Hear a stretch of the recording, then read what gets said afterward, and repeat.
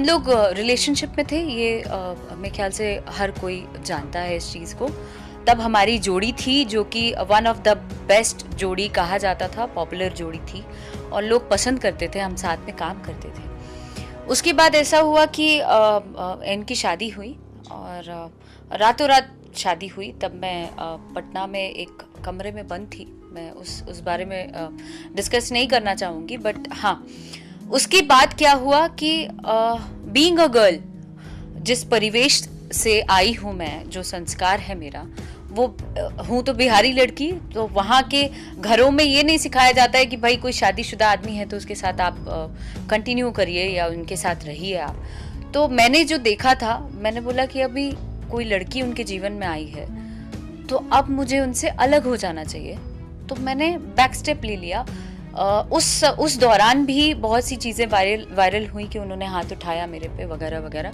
सिलवासा के एक होटल में माँ तुझे सलाम की शूटिंग चल रही थी। उन्होंने तब मैंने मुंह नहीं खोला क्योंकि मैं नहीं चाहती थी कि कहीं से भी हम लोग एक साथ ही काम करेंगे, यू नेवर नो कब चीज़ें सही हो जाए और हम लोग साथ में काम करने लगे या जो भी है।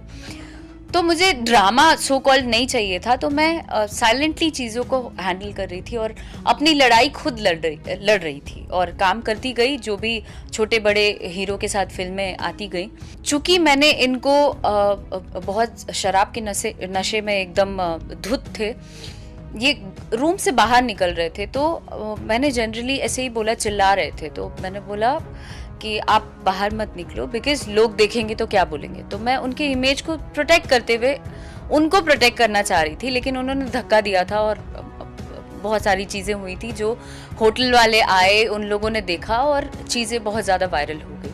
तब भी मैं चुप थी।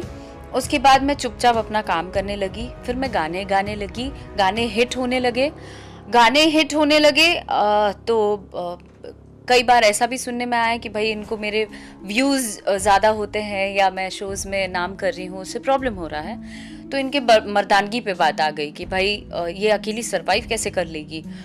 कहा तो यही जा सकता है इनकी इन हरकतों के कारण। उसके बाद क्या किया इन्होंने, तब तक मैं चुप रही, मैंने कभी कुछ नहीं बोला, कुछ रिएक्ट नहीं किया। अब चीज़ें मेरे सर के ऊपर से जा रही हैं। अब मेंटली मुझे हैरेस किया जा रहा है, मेरे काम पे रोक लगाया जा रहा है। अब म्यूजिक कंपनीज में कॉल कर के रोक लगा रहे हैं कि उसका गाना नहीं लेना है, ये वो। तो चीज़ें यहाँ छुपती नहीं हैं, कभी ना कभी तो पता चलेगा ना। मैं भी आर्टिस्ट हूँ, लोग भी जान रहे हैं कि भाई इस कंपनी से इसके गाने क्यों नहीं आए, जबकि हमेशा आते हैं। तो इसलिए मैं ओपन अप हुई कि भाई लोग अभी भी पीछे पड़े हैं, मुझे काम नहीं करने देना चाह रहे हैं।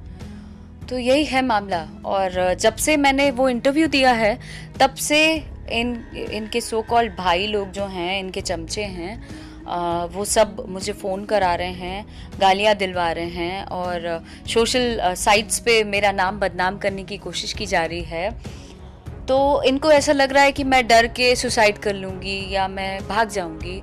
तो मैं ऐसा बिल्कुल नहीं करूँगी बिकॉज़ आज लाखों लड़कियाँ मुझे इंस्पिरेशन के रूप में लेती हैं।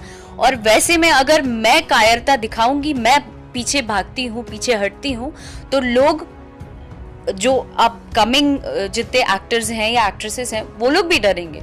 इवन इन लोगों की ऐसी हरकतों के कारण कितने नए स्टार्स को झेलना पड़ता है, चाहे वो लड़का हो चाहे लड़की हो। नए सिंगर्स झेलते हैं ये लोग, छोटे सिंगरों को भी रोक लगाते हैं।